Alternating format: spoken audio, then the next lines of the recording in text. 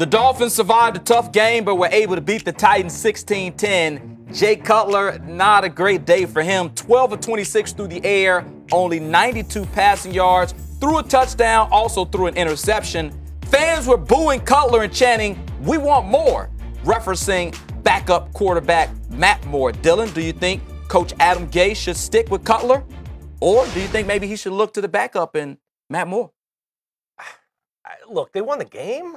There was a late touchdown by Jay to secure the victory, even though Cutler was horrible. I mean, when you look at the numbers, this whole game was one of the ugliest football games ever played. This entire game set the game of football back 50 years. It was just ugly. I mean, no Mariota on the Titans side.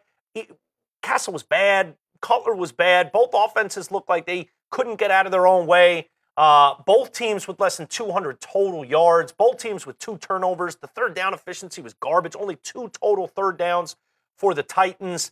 But you look at it, it's a win. And Cutler leads the Dolphins on a drive on their home opener late in the game for a game-winning touchdown. And it kind of silenced the Boo Birds, at least temporarily.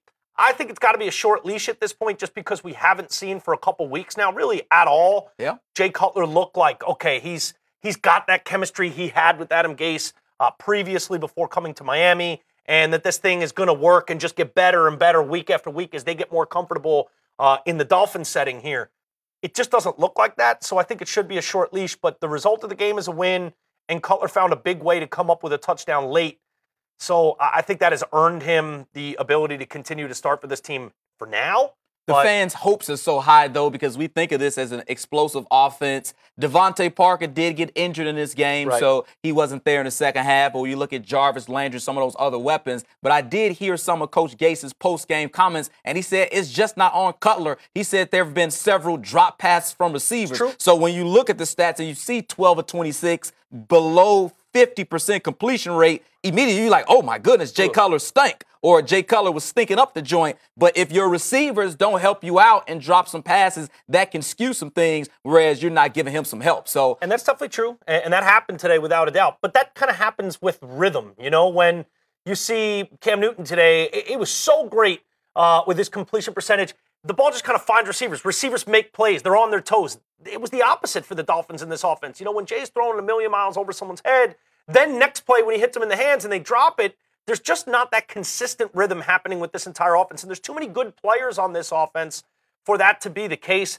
Ajayi couldn't really get going today. He had an okay game, 25 carries for 77 yards. But on 25 carries, we expect a little bit more from Jay Ajayi.